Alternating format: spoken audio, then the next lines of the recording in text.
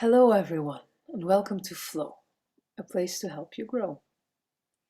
This is a Sovereign Support episode, and I would like to talk about the aspects of anchoring in truth.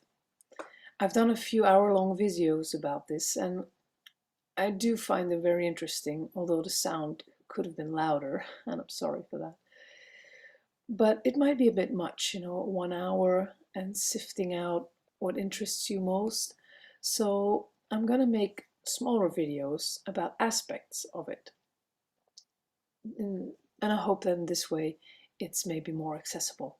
Because for me, the most important thing is to inspire you, to bring you some information to consider so you can find your own way in this new energy that is coming to the earth and how to navigate it.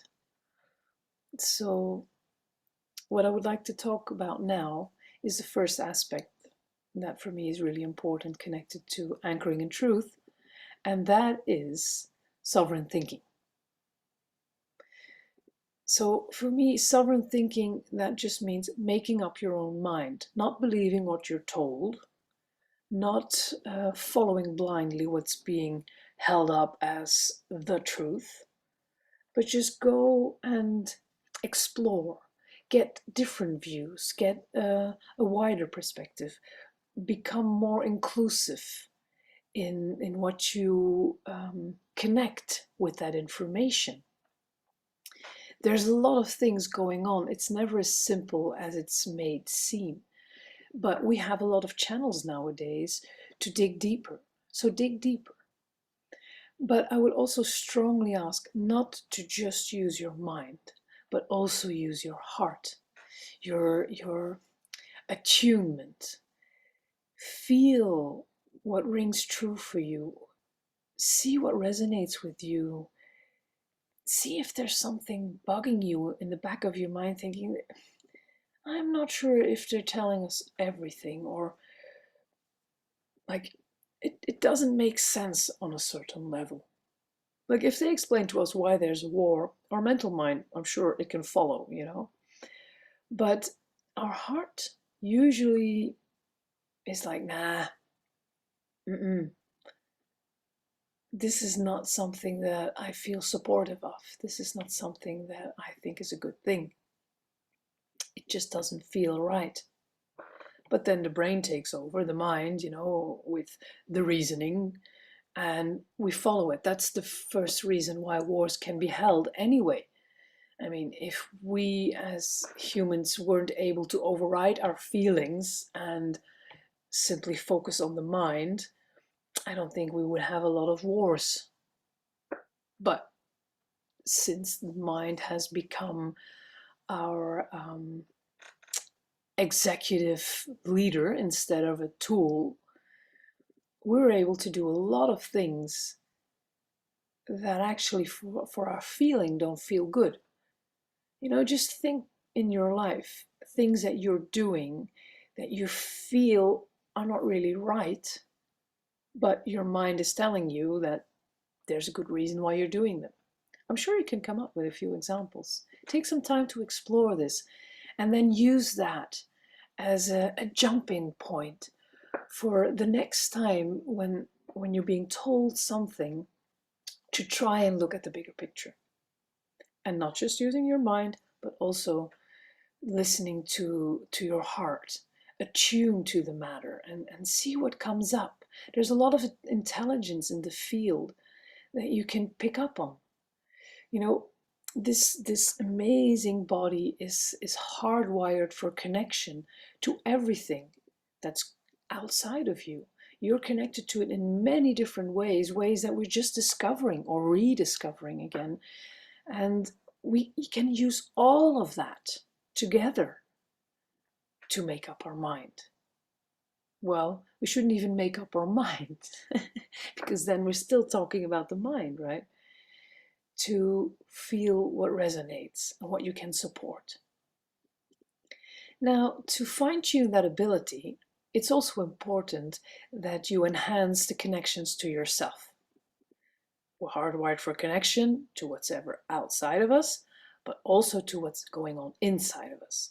And there's many ways that the body signals us things. So you can pay attention to your breathing, to tension that is in your shoulders or in your belly or in your head, to the way you hold your body, to the way certain parts are constricting when you're in fear or in doubt, when you're experiencing emotions, when you're being told certain information, when you're in interaction.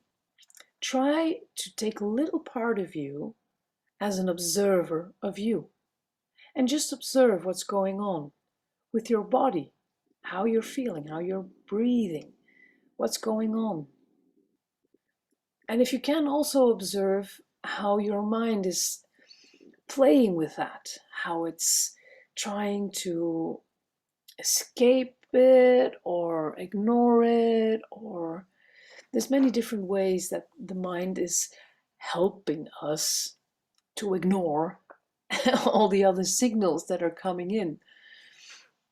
Another thing that's really important is if you feel that you get overwhelmed by information, by the things that's been going on in the world, but there's always been things going on in the world, just maybe not in your part of the world, but as humans, we've endured a lot. So fear and anguish and all these things, they're very alive in our collective awareness, in our personal field. It can be overwhelming.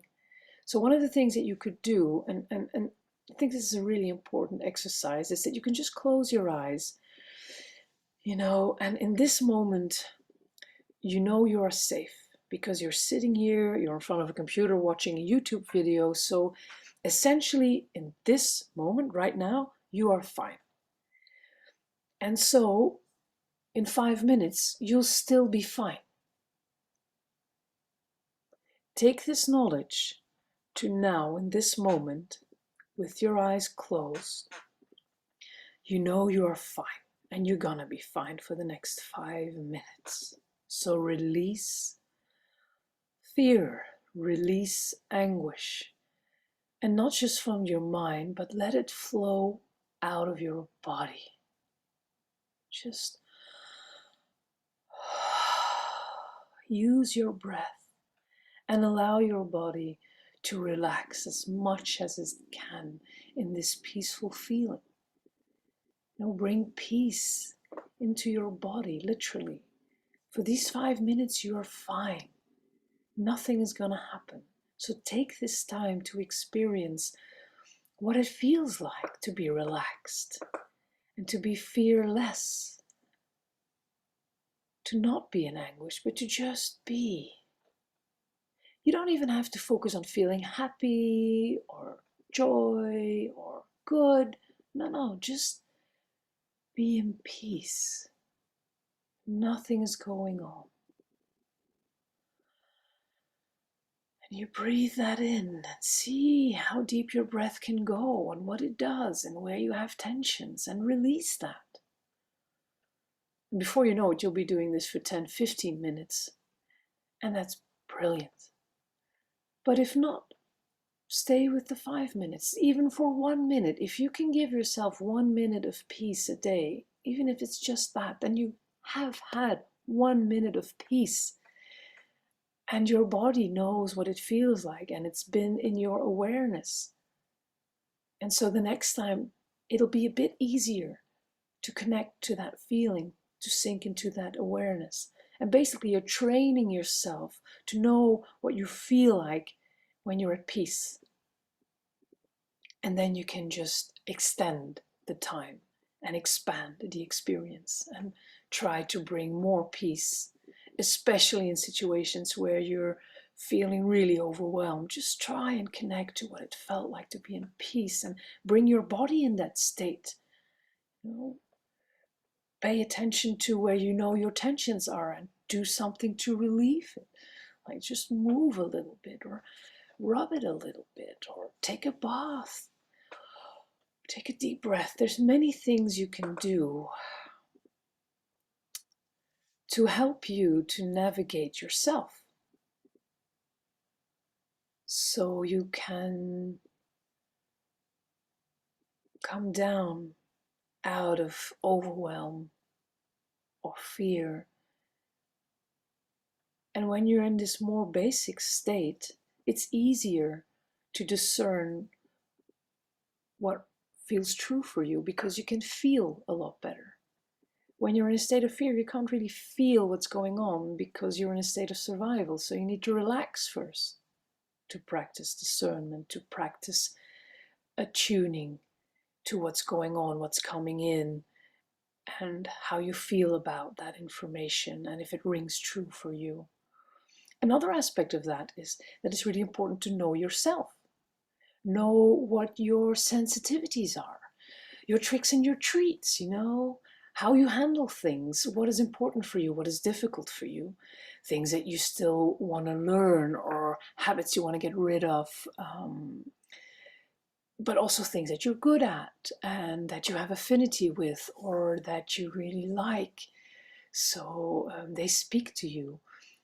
The more you become aware of who you are as a person and how you respond to things in the world, the bigger your view becomes of yourself in that world.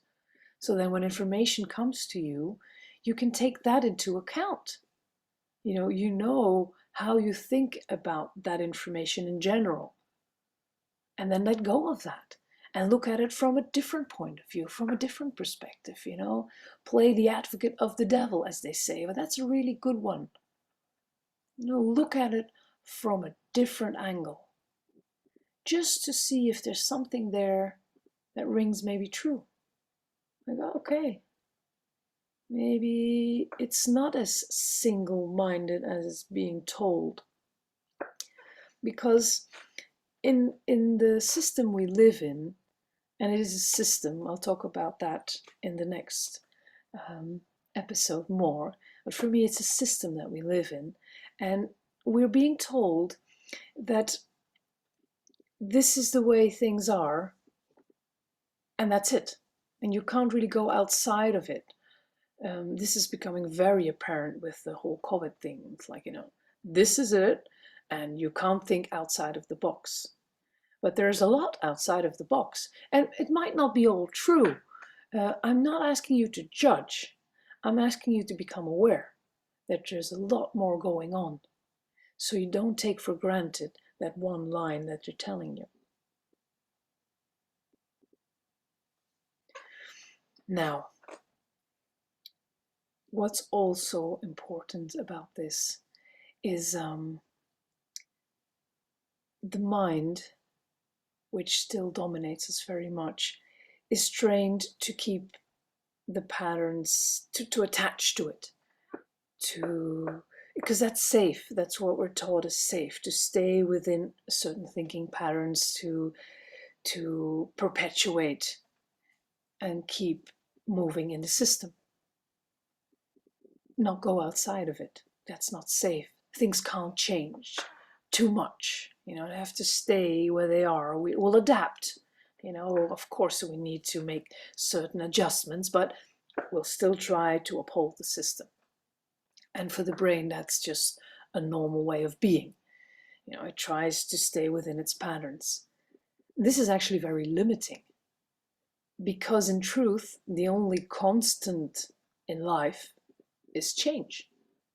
So we need to be able to be flexible, to adapt ourselves to these changes, so then we can create new things that are in alignment with this change. If we want to stay running on the old programs, it's not going to work. It's like a computer that doesn't get updated. At a certain point, your programs are not going to work anymore. You won't be able to use it. So you have to upgrade it. And the same with our phones, and the same with the schools. Science just keeps moving on and on and on. So we have to adjust what we know, what we're teaching the children. Although I don't agree with the way we are teaching. By the way, I'm not saying that, but I'm saying we do need to upgrade the information occasionally, right? Because things change all the time. And that's true. You can feel that.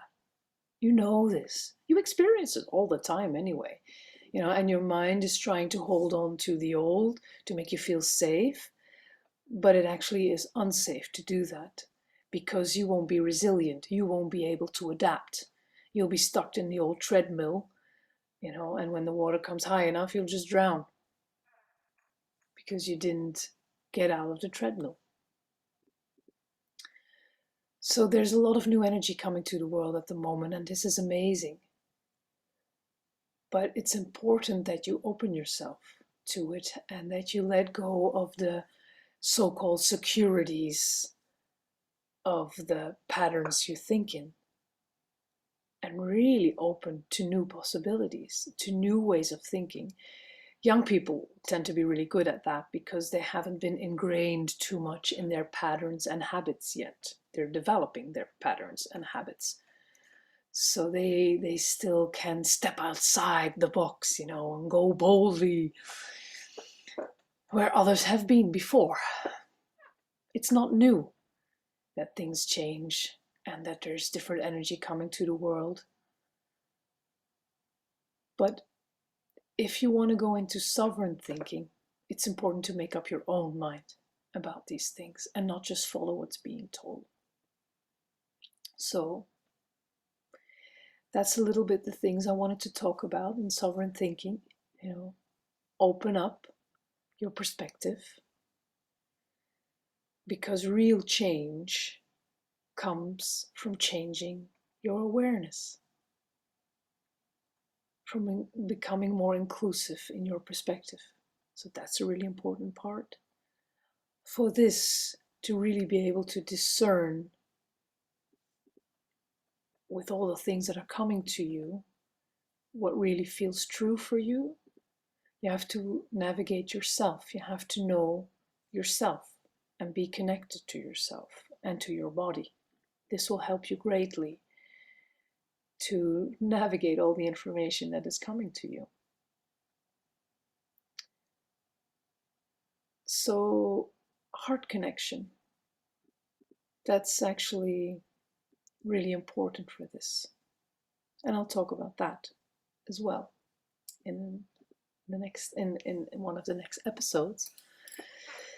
But the second aspect that I will be talking about is actually something that gets in the way of this heart connection, of this attuning yourself. So if you're curious about that, go and check it out. I thank you for being here.